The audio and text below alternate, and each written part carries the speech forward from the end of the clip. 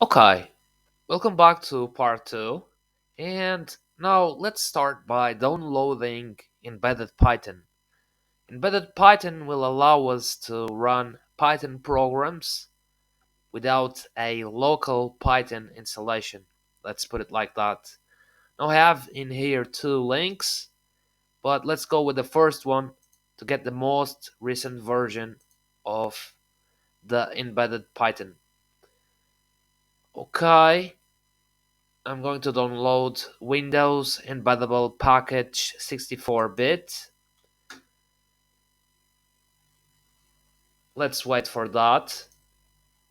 I will be closing this one already, and meanwhile, let's download pip. Now, embedded Python doesn't come with pip installed like the traditional Python installations, so we need to do this manually.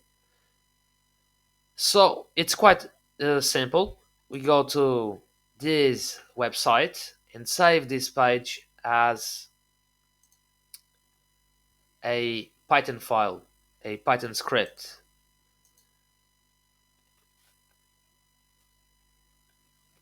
You can close it, and now we need to extract the embedded Python here to the desktop.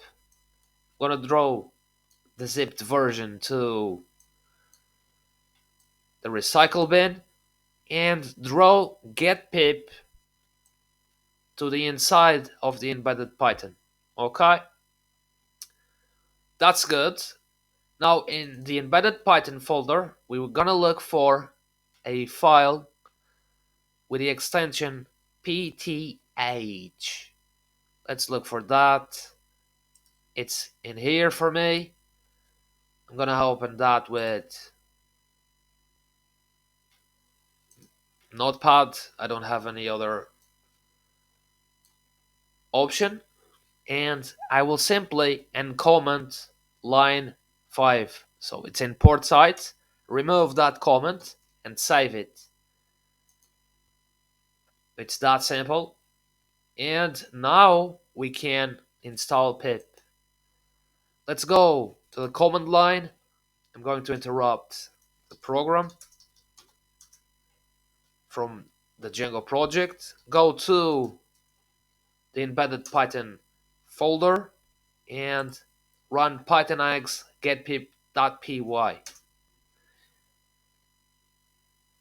It will install it, and once we have pip installed, we can install new modules to this embedded Python more or less the traditional way with pip.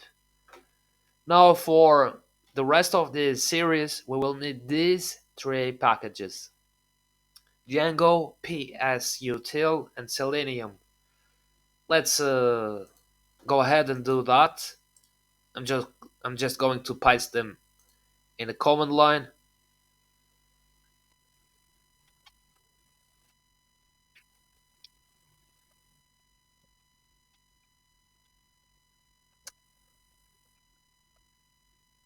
And it's installed. That's all for this video. Now in the next video we will be modifying manage.py to make it compatible with embedded Python. Let's go!